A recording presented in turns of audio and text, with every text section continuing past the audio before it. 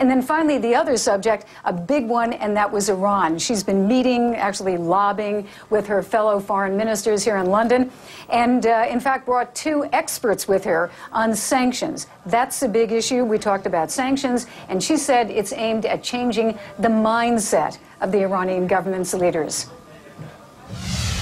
The sanctions will be tough and clearly aimed at the Iranian economy, but that the international community does not have a choice. This is, unfortunately, a situation in which the behavior of the Iranian government, not just in this instance, but what they're doing to protesters and demonstrators. I mean, one of the foreign ministers from a Muslim country told me with just total bewilderment. He said, how can they have a death penalty to demonstrate? I mean, that's basically what they've come to. So their society is under a lot of stress. We think it's imperative to change the calculus of the leadership, and we think this is an appropriate way to proceed, so we are pursuing it.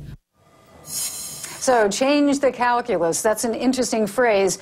How quickly all of this will happen, not clear. The Secretary wouldn't say exactly when they will have those sanctions ready, but you can bet, Hal, that they are working very, very hard at putting those together right now.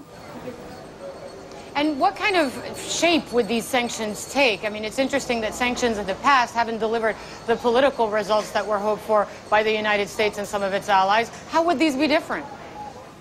Well, there are two things that they want to do. There are existing sanctions, and they want those enforced because many of them are not enforced. The new ones would be targeting the Revolutionary Guard Corps. They are very much in charge of major portions of the Iranian economy. And they're also, they want to target them because, as they have said, the U.S. and others have said that the Revolutionary Guard are really responsible for much of the repression of the demonstrators. So that said, they continue to say that there are two tracks, that they're willing to talk. They want the Iranians to do what the international community wants them to do, which is give up the nuclear program, but at the same time they have these sanctions and they're moving ahead. Hala, one thing is the Russians pretty much are now on board, but the real question is the Chinese.